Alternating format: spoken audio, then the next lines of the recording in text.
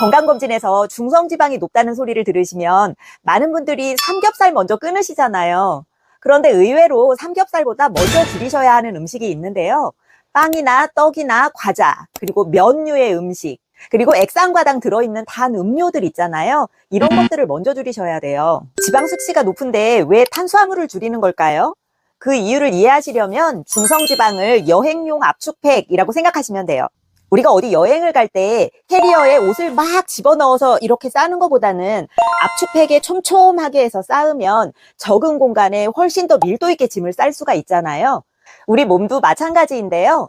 우리가 먹어서 우리 몸 안으로 들어온 에너지들을 사용을 하고, 그리고 남은 에너지는 버리지 않고 보관하잖아요. 몸 안에 보관할 때 많은 에너지를 적은 공간에 밀도 있고 효율적으로 보관하기 위해서 중성지방이라는 형태로 보관을 하는 거예요. 즉 중성지방은 에너지 압축팩이라고 생각하시면 됩니다. 그렇다면 이 남는 에너지는 어디에서 오는 걸까요? 일단 중성지방이 만들어지는 경로는 크게 두 가지예요. 하나는 우리가 먹은 지방, 우리가 삼겹살이나 식용유 같은 지방을 먹으면요, 얘가 소화가 되고 흡수가 되면서 혈액을 돌아다닐 때 중성지방이라는 형태로 혈액을 돌아다니는데요.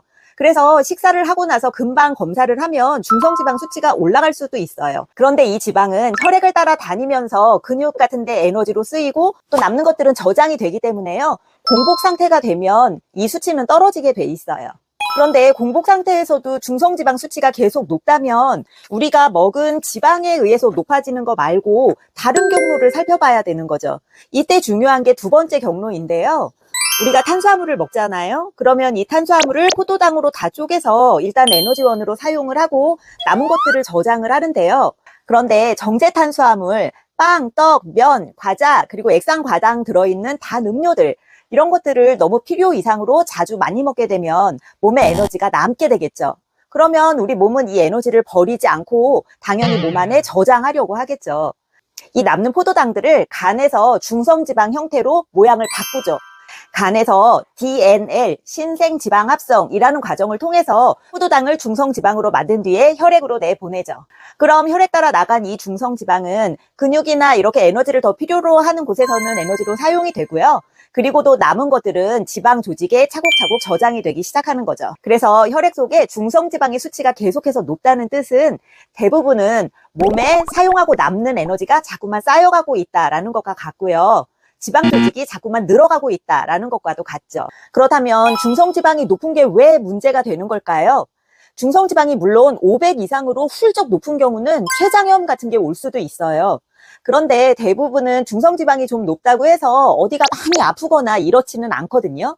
그런데 중성지방이 높은 상태가 계속 유지가 되는 경우에, 여러분 이게 기름기잖아요. 기름기가 혈액을 흘러다니는 수치이기 때문에 혈액이 탁해지고 미세 혈관들은 막히면서 혈류의 흐름이 좋지 않아지죠. 그리고 복부에 쌓이면 복부 비만, 간에 쌓이면 지방간, 그리고 인슐린 저항성이 높아지고 혈당의 흐름도 좋지 않아지죠. 즉 지금 당장 중성지방 때문에 어떤 질병이 있다기보다는 건강에 이상이 있어 하는 깜빡깜빡 경고등과 같아요. 그럼 중성지방 어떻게 해서 낮춰야 할까요? 몸에 남는 에너지가 줄어들면 되는 거잖아요. 흡수가 빠른 정제 탄수화물들은 좀 덜 드셔야 되고요. 과식하시거나 음주하시는 것도 줄이셔야 되죠. 그리고 체중이 좀 많이 나가신다면 체중을 좀 감량하시는 것도 중성지방을 낮추는 데 도움이 되고요. 그리고 걷기나 근력운동 같은 것들을 꾸준히 하셔서 에너지 소비량을 늘리는 것도 중성지방을 낮추는 데 도움이 되죠. 중성지방은 생활습관 교정에 잘 반응하는 수치예요. 그런데 나는 많이 먹지도 않는데 중성지방이 높아요. 나는 아무리 생활습관을 교정해도 중성지방이 높아요. 이건 예외적인 경우인데요. 당뇨가 잘 조절이 안 되시거나 갑상선이나 신장에 문제 있으신 분들, 그리고 혹은 드시는 어떤 약의 부작용으로 중성지방이 높아지시는 분들이 있고요. 또 유전적으로 태어날 때 중성지방을 분해하는 효소가 잘 작용하지 못하게 태어나시는 분들이 있으세요. 따라서 중성지방 수치가 500 이상으로 많이 높거나 아니면 생활습관으로 교정이 잘 되지 않는 경우에는 전문가와 상의를 하셔서 원인을 찾고 그 대책도 마련하셔야 합니다. 중성지방이 높은 사람들이 먹으면 좋은 영양제가 뭐가 있냐고 많이들 물으시거든요. 가장 근거가 많은 건 오메가3예요.